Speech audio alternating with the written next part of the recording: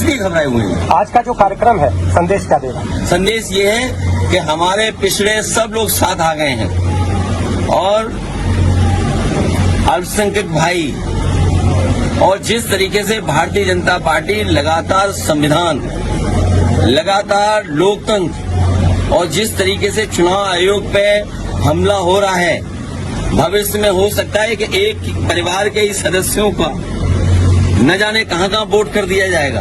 तो ये तमाम जो खतरे देश के सामने, उसकी चर्चा हम लोग बैठकर करेंगे और हम लोग बैठ करके निर्णय लेंगे। मैं आदरणीय स्वामी प्रसाद मौर्य जी का और हमारे दूसरे आदरणीय राव अवतार सैनी जी का और इनके तमाम सहयोगी साथियों को बहुत बधाई देते हैं कि राजधानी में लोगों को जागरूक करने के लिए आगे आने वाले समय में क्या चुनौतियां हैं उनको बताने के लिए ये जो कार्यक्रम किया है, मैं उसके लिए बहुत बहुत बधाई देता हूं। ये जितने भी इस तरह के मसले हो रहे हैं, बीजेपी शामिल है उसमें। अभी आपने मऊ और घोसी का देखा था, जिसमें इंक लगा दी गई और जब जानकारी मिली, आप जानते होंगे कि उसमें भी भारतीय जनता पार्टी के लोग शामिल थे। अभी आपको पता होगा कि उन्हीं के सहयोगी साथी क्या कह रहे हैं कि 12 बजे को लेकर के कुछ उन्होंने टिप्पणी की है। तो ये जानबूझ करके हमारा सबका ध्यान हटाना चाहते हैं। जिस तरीके से हर समाज के लोग जागरूक हो गए, वो बाबा साहब भीमराव अम्बेडकर जी संविधान, लोकतंत्र में जो उनकी हक था, सम्मान था, उसके लिए खड़े हो गए। इसीलिए ये भारतीय जनता पार्टी इन मुद्दों पर बहस न हो, जानबूझ करके इस तरह की घटनाएं भारतीय जनता पार्टी करा रही है। और फिर अगर इस तरह की घटना हो रही है तो भारतीय जनता पार्टी जो दावा करती है जीरो टॉलरेंस है उनकी कानून व्यवस्था में, ये क्या कानून व्यवस्था है? हम सब जनप्रतिनिधि हैं, कहीं न कहीं जनता तो हमारी जवाबदेही है। आखिर हम ही लोग सुरक्षित नहीं है। प्रेस में बनकर के आए, कोई हम लोगों पे बम गिरा दे, आप ही में से कोई, तो हम क्या जवाब देंगे? किसको क्या कहेंगे?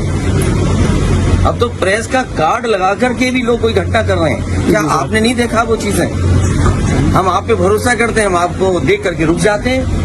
कल को मान लीजिए आप में से कोई ऐसी घटना कर दे तो क्या करेंगे जनप्रतिनिधि? ये भारतीय जनता पार्टी जानबूझ करके करा रही है, जिससे मुख्य मुद्दों पे बहस नहीं हो। बेरोजगारी चरम सीमा पर, महंगाई चरम सीमा पर, किसान की आय दोगुनी नहीं हो। और लाल किले से ये बात कही जाए कि किसान की आय दोगुनी होगी, और क्या आय है किसानों की दोगुनी?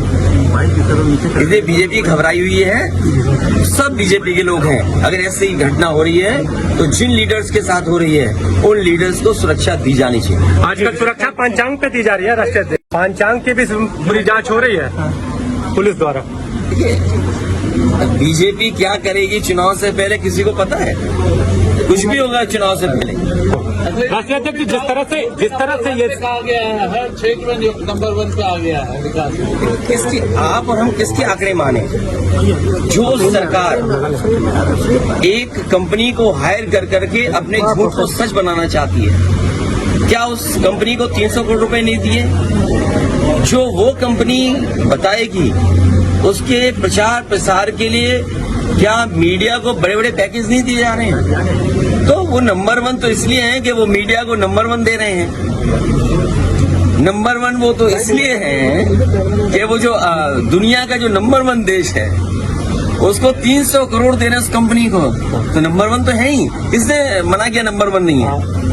राष्ट्रीय और फिर योगी जी तो वैसे ही नंबर 1 है। राष्ट्रीय अध्यक्ष जी जिस तरह वो नंबर किस चीज का 1 है तो ये आप बेहतर जानते हो। राष्ट्रीय अध्यक्ष जी जिस तरह से आज यहाँ पर घटना हुई, और आपकी दोस्ती है। देखिए, ये व्यक्तिगत चीजें होती हैं जिसमें भारतीय जनता पार्टी को किसी को नीचा नहीं दिखाना चाहिए। और मुझे दुख इस बात का है कि एक अखबार ने जो हेडलाइन लिखी है, ये अखबार के लोगों का काम नहीं है।